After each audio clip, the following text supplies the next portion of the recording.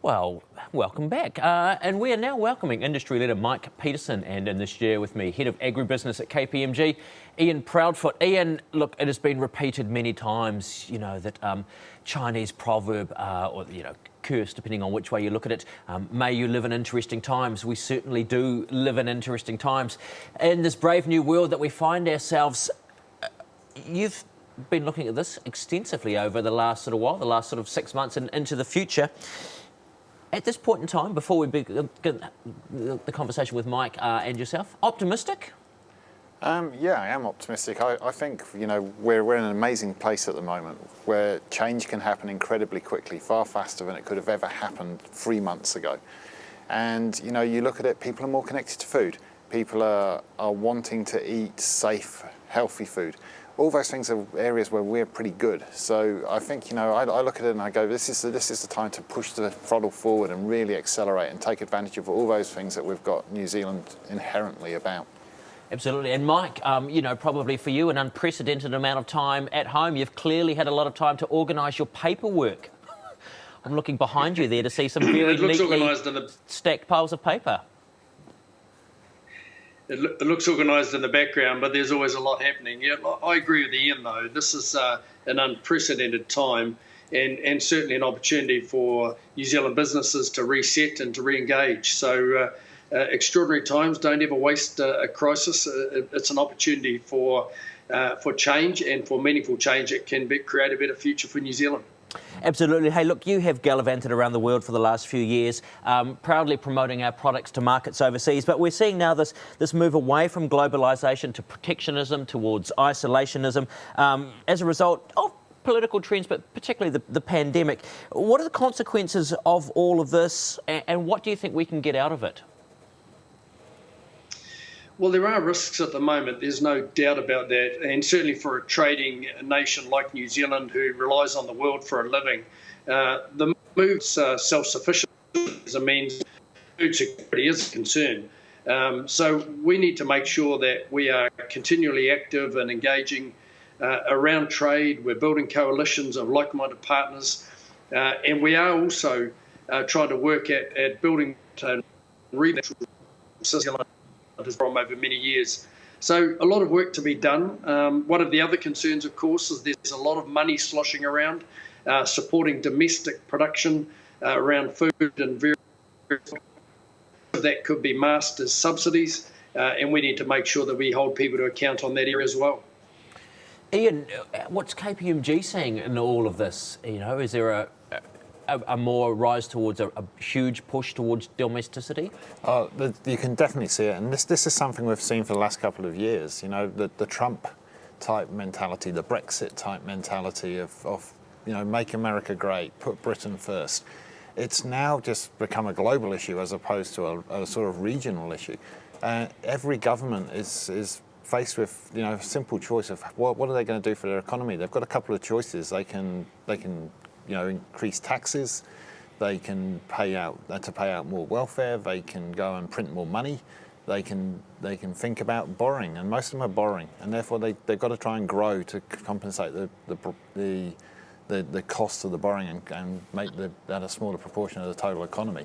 And that means everybody's trying to do the same thing: protect domestic economy, force local growth, and fundamentally, we're in a world where there is no global response to this. There's a whole series of separate country responses, and we've got to just try and be different. We've got to try and stand out. We've got to try and protect our position in the world, but position ourselves to actually take advantage of what's in front of us. Well, someone who knows all about that, Cameron Bagri, has joined us. We had the pleasure of chatting to him the other day. Hello, Cameron. How are you? Hello. Good. We were talking about governments, and their focusing of resources on things, the move towards isolationism or protectionism. Do you have a comment on that in terms of suddenly people perhaps becoming scared of those global supply chains when your suppliers for your manufacturing industry, things that you want within businesses, for businesses to continue going forward, can't make it into a country because they're all overseas? Yeah, well, globalisation or global trade peaked just prior to the global financial crisis. And we've sort of been teetering to and fro for the last pretty well decade. Things stepped up a level 2018, 2019, if you look at between Trump versus the Chinese, Huawei, cyber security has become a big issue as well. COVID threw the whole global supply chain into disarray. Obviously, countries are going to be first and foremost thinking about local supply for things such as pharmaceuticals, medical products. So you can pretty well guarantee that that's going to get onshored. But what we're also seeing at the boardroom level is that I think Cameron's just frozen there for a slight moment. Mike, you've been out there and you've been pressing the flesh and eyeballing people for the last several years. What's the biggest change, even on a personal level, with a lot of these people that you've been dealing with around this sort of move away from globalisation?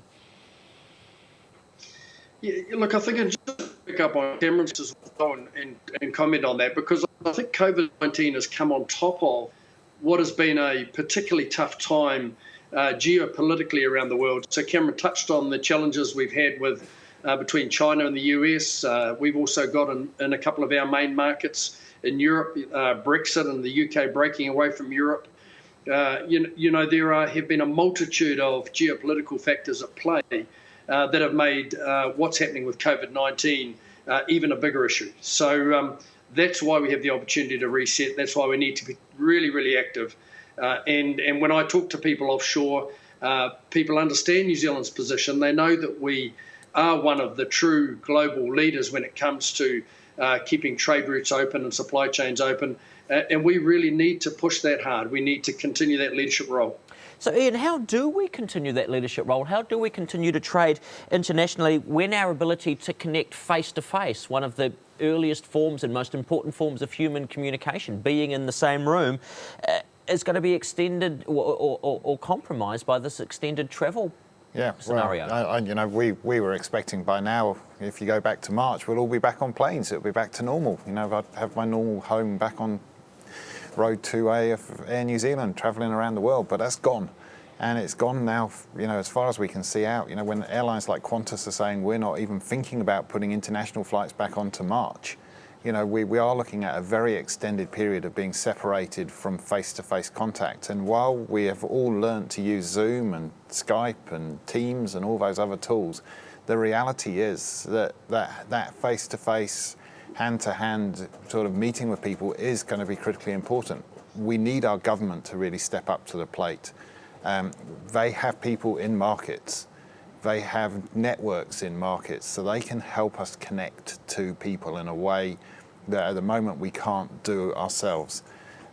We need those companies that actually do have offshore presence to become team players and make sure they are, working and thinking about what opportunities there are for them to tell the whole of New Zealand's story, not just their own story.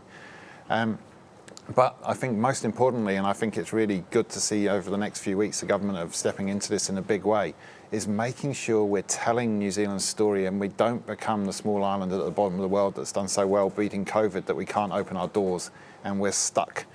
But we've got to keep investing those tourism dollars and invest them in telling our food story. It is the story. People can still buy our food. They can still get a piece of New Zealand when they're sitting in, wherever they're locked down around the world. So that's going to be important. And Mike, you would know better than anyone, I suspect, the importance of that interpersonal relationships. How much of the deals is done away from the kind of negotiating table? How important is it that we have people in places to continue, I guess, the simple friendships and relationships that power trade?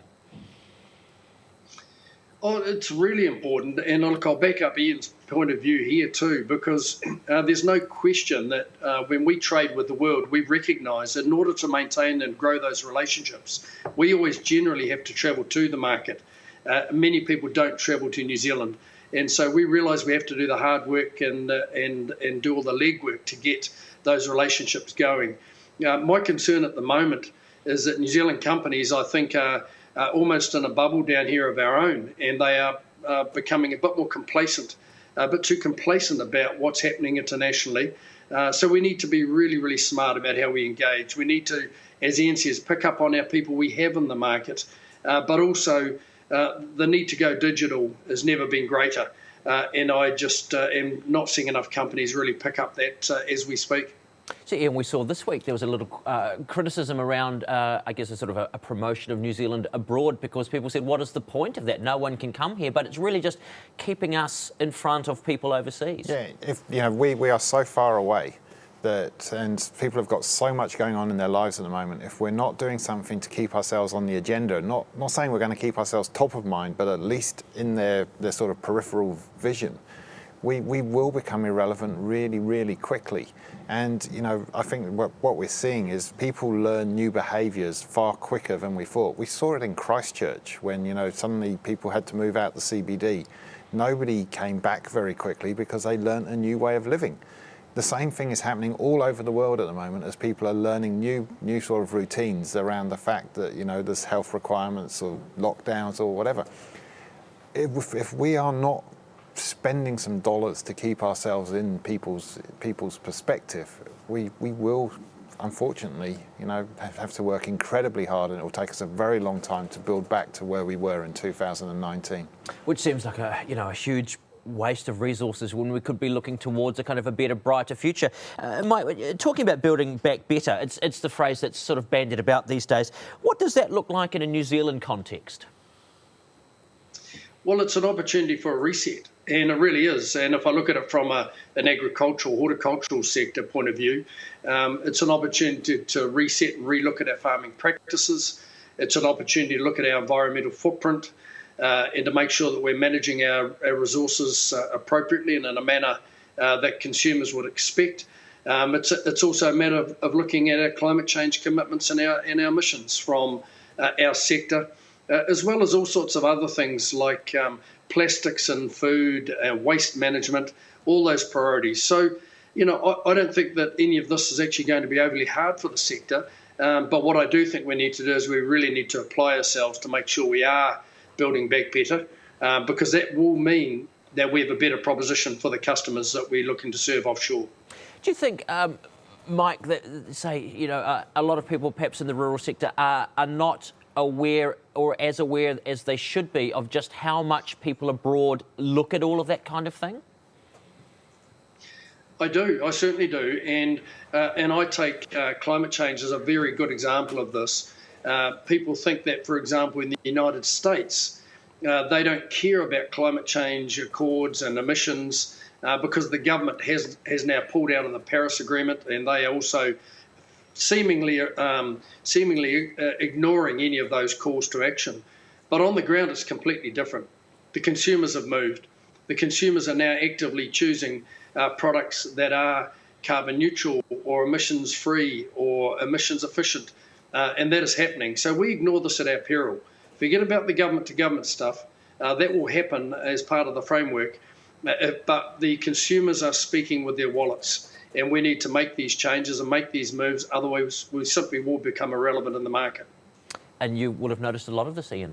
I think I agree entirely with what Mike says. There has been this perception, Trump has taken America out of the Paris Accord, therefore America's not in sustainability.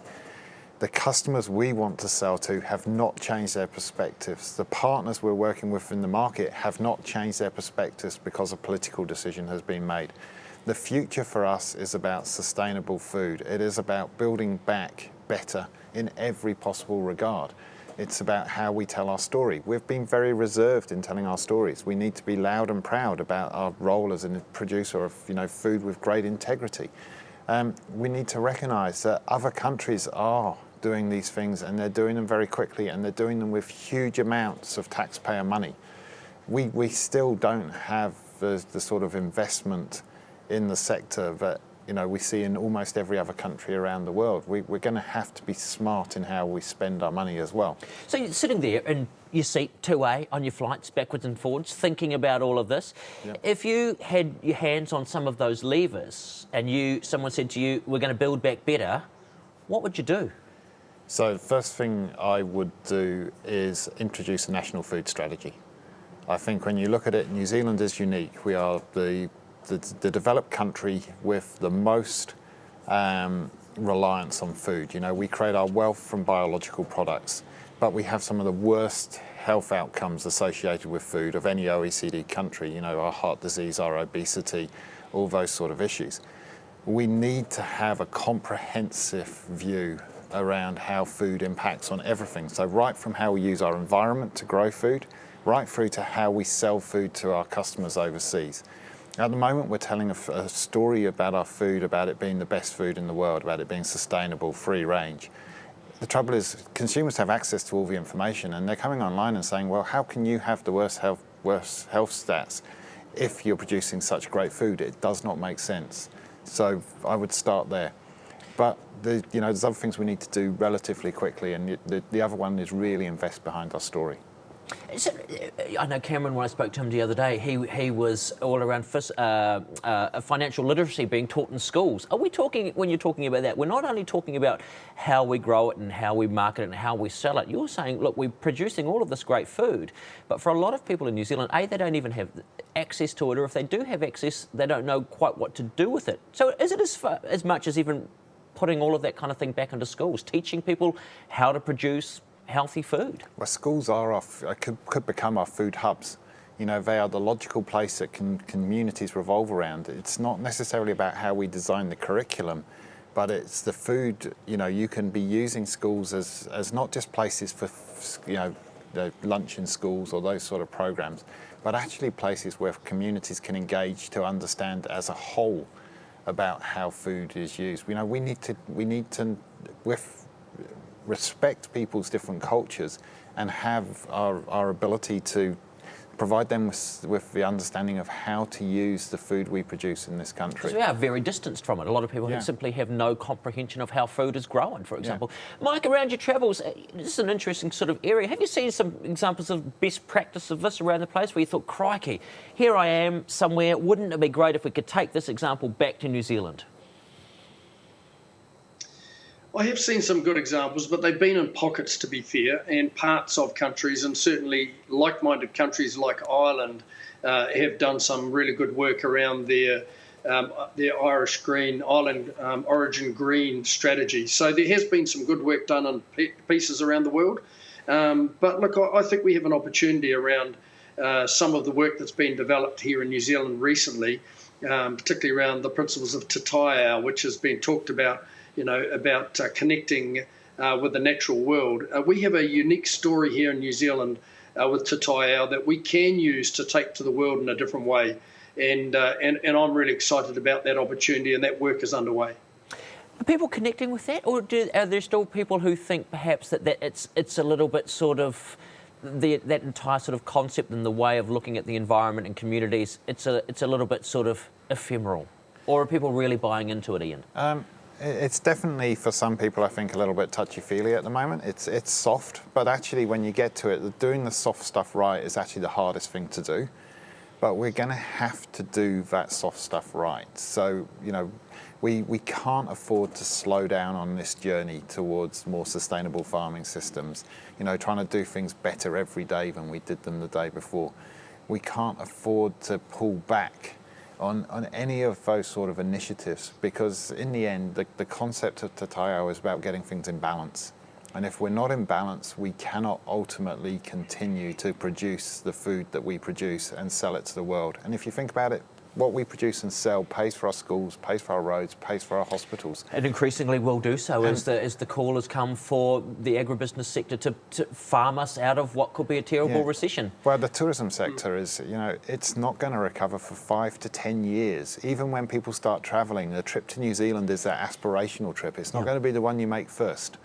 So we're talking about a very long recovery period for international tourism into this country. Holidays are a relatively optional thing, aren't they, Mike? But, you've got to eat every day. Yeah.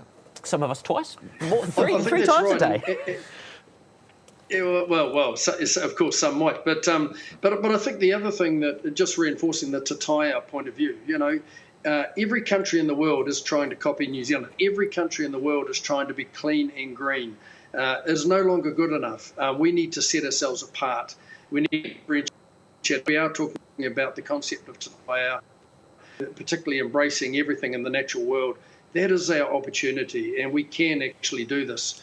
I'm quite confident. Yeah, and it could be a point of difference. Now, look, we've done pretty well in respect to the health outcomes. We're now looking at the kind of the economic outcomes. What do you think they are?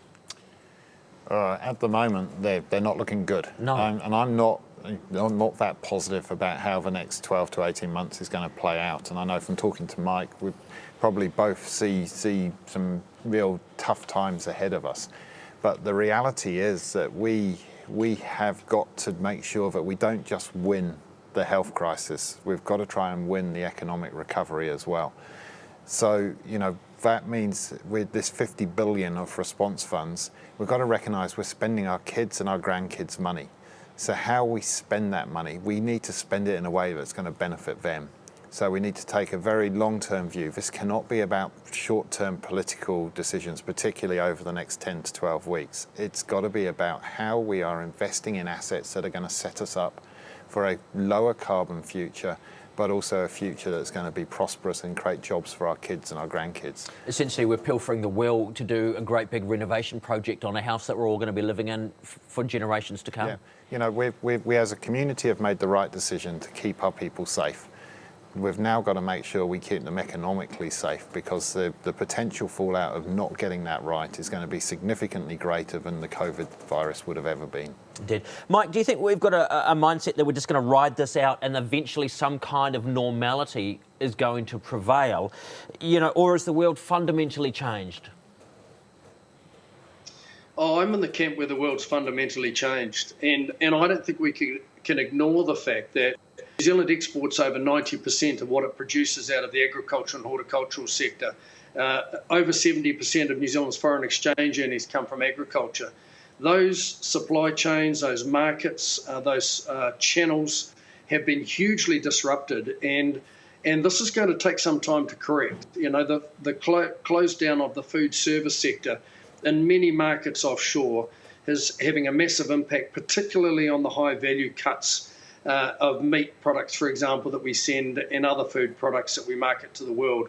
So this is going to be a challenge for the next 12 months. I think, though, that the sector to date has navigated what has really been a chaotic world incredibly well over the last 5 or 6 months, incredibly well, and probably doesn't get the credit it deserves, but boy, it's going to have to be good to keep doing that for the next 12. Look, we're coming up to an election in 50-something odd days. If you were standing on the stump, Ian, and you were saying to people, I want to paint a picture of what New Zealand can be, what we need to do, and you've got a minute or so to do it, and I'll come to you, Mike, as well, and you were pitching to the public of New Zealand, what would you be saying?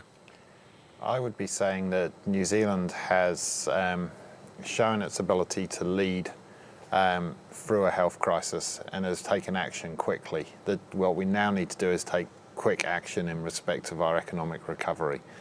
And we need to recognise that to do that, we actually need to invest in our food and fibre sectors, because they are the sector that has the global connectivity, has the global reputation, and can start delivering straight away. That means we've got to invest in innovation. We've got to accelerate our transition towards a lower carbon future. We've got to train people so we've got the skills and the talent coming through, not just immediately, but for the next 10, 15, 20 years to lead us. And the other thing is we've got to make sure we take the whole community with us. So that means we've got to ensure everybody's appropriately fed. It's not a get out of jail free card, is it? In terms of the environment and emissions and various other things. No, and I come from an accounting and economic background. For me, these things are just things that make good economic sense, as well as being the right things to do. Mike, what would you be saying? Yeah, very, very similar message, and so I don't want to repeat everything Ian said, but we have demonstrated down in New Zealand, little old New Zealand at the bottom of the South Pacific, a country which could really be irrelevant in the world if people forget about it for too long. We've demonstrated that we can tackle some big crunchy issues and do them well. The health crisis with COVID-19, the news today that we're effectively eliminated Mycoplasma bovis, another example of how well we can apply ourselves to the task at hand. And we actually now can demonstrate how we can be economically and fiscally responsible in getting this country back on track. this sector, we see this as a huge responsibility now with tourism, which of course was near the top of the ladder when it comes to foreign exchange earnings. With tourism out of the picture, we know there's a huge responsibility sitting on our sector to help New Zealand recover from the effects of COVID-19. We take that seriously. We're not looking to dodge a bullet around a vital responsibility here. We want to do the right thing, and we want to build back better genuinely. And I see that from the sector leaders that I'm engaging with day to day. We're in a very good space. Marvellous. And it's actually, thank you, Mike, and Ian, we'll be speaking to you a little bit later on as well. It's actually bloody exciting times, really, isn't it? For those people who really want to push forward an aspirational sort of view into the future. It's never been easier to change. It's never been easier to change. Thank you, gentlemen. Look, there is no shortage of things to ponder there, as it seems we all navigate our way through the volatility of the current world.